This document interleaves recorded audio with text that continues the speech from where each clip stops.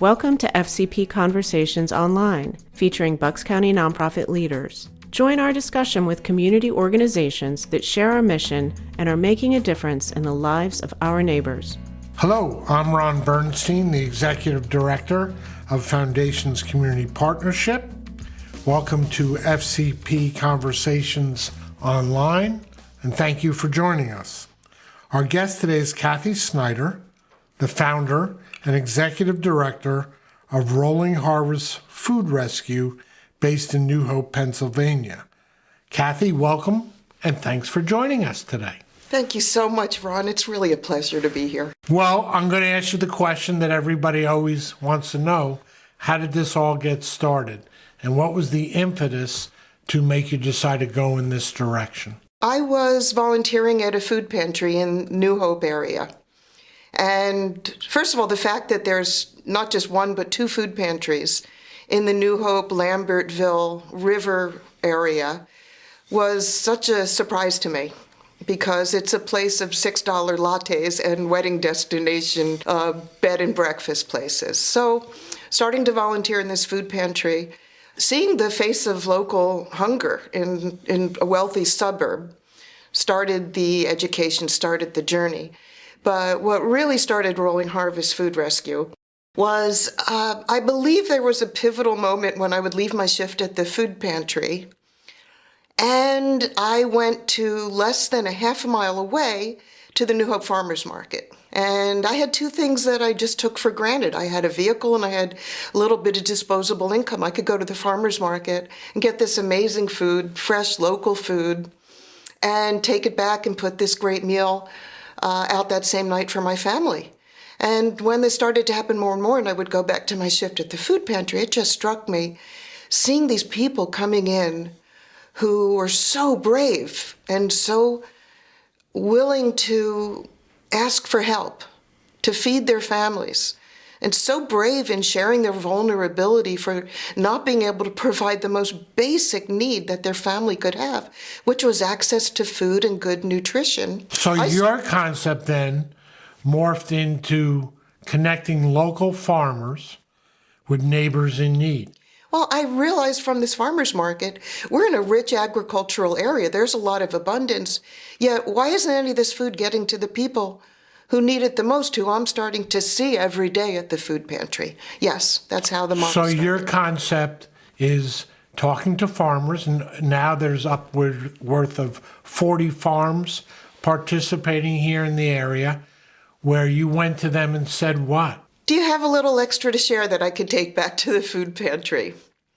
And I would tell these farmers that what we are handing out to people in need are packaged foods, processed foods, foods high in fat, high in salt, foods low in nutrition, and the vegetables or fruits that we would get maybe had been pulled from a supermarket shelf days before and were not very appealing. So this turned into you then having to cultivate volunteers, friends, volunteers, etc., students who go out to visit certain farms.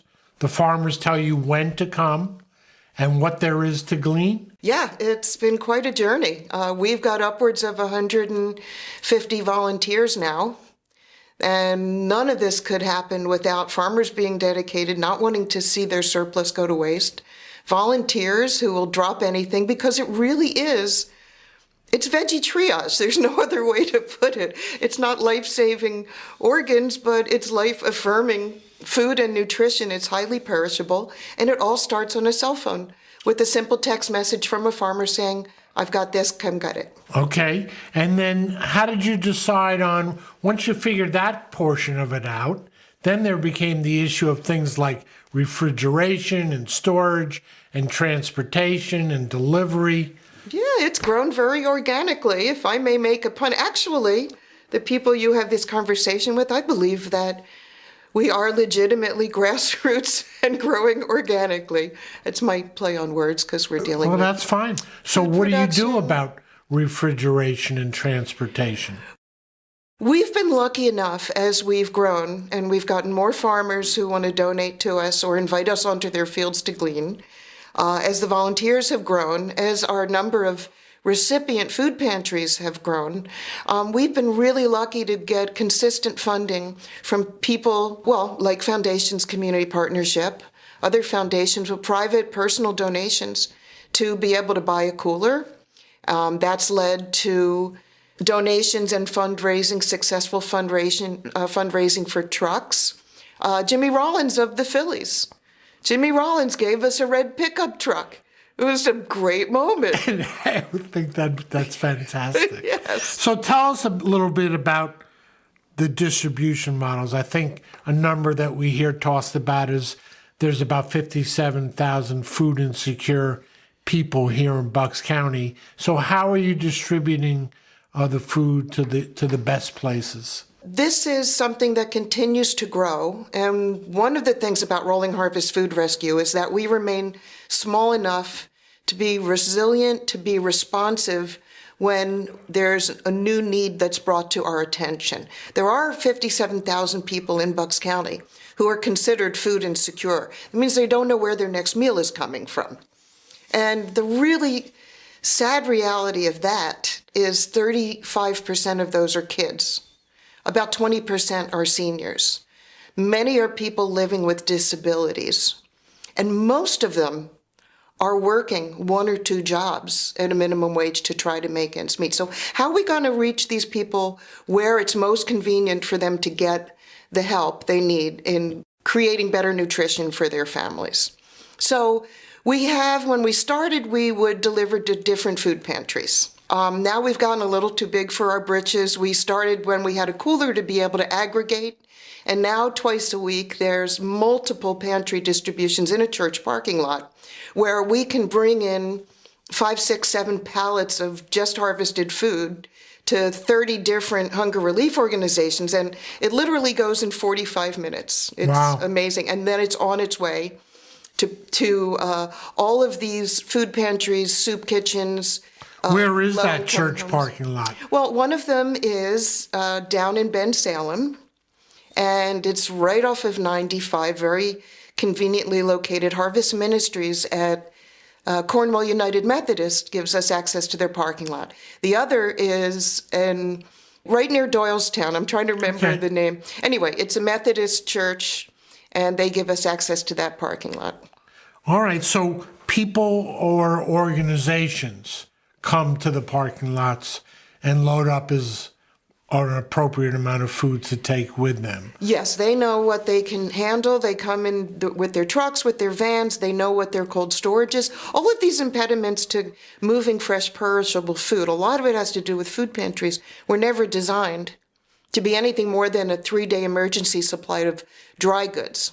So this whole new model of fresh food coming in, it's good that the pantries and the hunger relief sites, the soup kitchens, the senior housing, they know what their storage is. They know what they can take safely. And in terms of, Rolling Harvest participating in a collective impact model, I know that you guys are very involved with Fresh Connect, which is a really important program here in Bucks. Can you tell our listeners a little bit about that? Yes, it's been a very successful collaboration, and Fresh Connect, a free mobile farm market with Philabundance, Rolling Harvest Food Rescue, Bucks County Opportunity Council, and St. Mary Medical, and with funding from United Way, we sat around a table for a year planning and coming up with what are the social determinants to health, what are some ways that we can get more better nutrition to people. And we came up with this model of a free mobile farm market direct to people. So not everyone is going to be comfortable going to a food pantry for help. Not everyone is going to be comfortable going to a community meal with their family.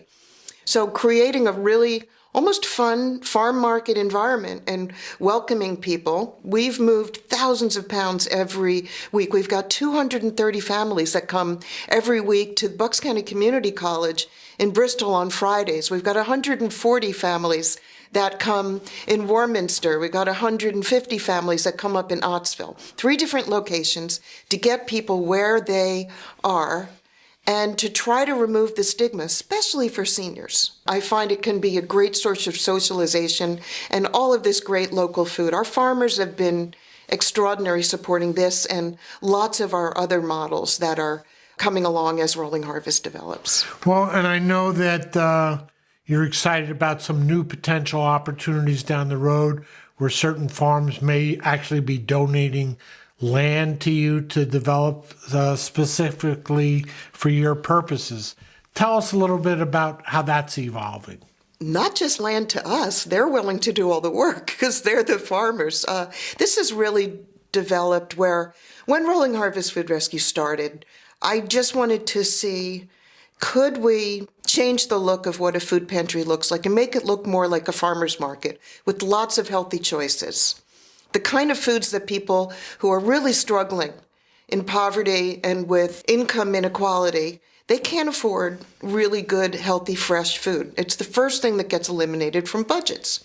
So I think farmers now have seen what we are able to do with their surplus and their beautifully irregular produce that they can't sell anyway. And the thing that's been extraordinary in this journey is it means so much to the farmers, not just to the recipients. And now farmers are saying, I've got a half an acre. Why don't I plant some collards for you? I've got a quarter of an acre. I'll put in, what do you want me to grow? And we'll say cabbage and broccoli and cauliflower and all of these beautiful, beautiful foods that might not normally have gotten donated before. And we've got 4 farms now that are doing that on a regular basis. And the beauty is, it's a total partnership because our volunteers will come to help weed and tend and harvest. So the farmer is not doing this alone. The farmer has a tremendous amount of support to do this. And now we are in the position also, through more donations and more public support, to actually compensate farmers to make sure nothing's coming out of their pocket to do this social good. Cathy, in terms of you taking volunteers to farms to pick produce or glean produce as we talk about it, tell me what the history of that is. What's the background of gleaning? I really appreciate you asking that question, Ron, because it's probably the number one need we have in terms of volunteers. Gleaning comes straight from the Bible. And it is the farmers being mandated to leave the corners of their fields for the hungry, the poor, and the immigrant to come and pick and harvest. So gleaning is harvesting for the poor and the hungry. And it is the core of everything that we do and where we need the most support. When farmers I'll give you an example. Last week, if you remember, Friday night, it was going to go down to 20 degrees. And this was very early and actually unexpected. So we had 4 farm partners that we work with contact us just 2 days before when they became aware of the weather and saying, oh my gosh, we've got all these cabbages in the fields. We've got Swiss chard, we've got celery. We've got butternut squash, 4 different farms, actually 5 different products. And they said, can you please send your people? There's no way that we can harvest it in time, and it's all going to freeze. Take as much as you can. That's the essence of gleaning. Guess what? We're crazy enough that we did it. And we got out there, and we had about 40 different people at 4 different farms. And in an hour and a half, you start with nothing. And you end up with bushel after bushel after bushel of beautiful, great, wholesome food that otherwise would have literally just frozen. Well, that's fantastic. So where are your volunteers coming from? And how could somebody decide, if they're listening to us today, that they want to volunteer? How does that all happen? Well, everyone is welcome, and you will be paid with lots of hugs and the occasional kohlrabi that you can take home and make into a slaw. rollingharvest.org. There's volunteer sign up right on our website, and that will put you onto a list to get all of the opportunities for gleanings at farms. Or if you want to volunteer with our nutrition education team, if I have a couple more seconds to talk about this program, we realized early on that we would be delivering things like kohlrabi or mustard greens to a food pantry. And if no one knew what they were or what to do with them, that stuff would go into the trash, literally into the trash. So realizing early on that was not us being part of the solution. That was us being part of the problem. When you're dealing with food and food waste, there's a huge environmental component to what we do by rescuing food and keeping it out of landfill. So we have a nutrition education team, and we've tripled the resources, and we're growing the team. There's like 20 volunteers now who prepare recipes from what we are distributing that week, give out samplings, tastings, recipes in English and Spanish, and it becomes a great source of bonding. People come from week to week and say that they've tried the recipes. They're going to take it home. They're going to use it. And we've eliminated that aspect of waste because what we are doing has to honor every moment of everything we do has to honor this gift from the farmers. It's really special, Cathy. Are there any of the recipes online? They are. Sounds they are good. all online, yes. And if people are moved and want to make a financial donation to Rolling Harvest to support your efforts, how do they do that? We do need help to keep rolling. As we keep looking for more opportunities, people can go to our website, rollingharvest.org, and you can donate online. You can donate by sending a check. Information is on our website, 3920 River Road, Lumberville, PA, 18933. And it really is the support of people in the community that have made such a difference. We're almost at 2.3 million pounds of food that we have rescued and redistributed to our neighbors in need. I know we're just scratching the surface. Really special, Cathy. You guys have done great work, not only locally, but in our entire Bucks County community. Thanks for coming in today to share your experience and knowledge leading Rolling Harvest Food Rescue. Thank you to our listeners for your involvement in the community. Visit our Facebook page and like us, subscribe to our YouTube channel, and join the conversation. Foundation's community partnership believes that when we join forces, we're stronger. We are better able to support the behavioral health and human service needs of children and young adults in Bucks County. Join us again for FCP Conversations Online. Let's go farther together.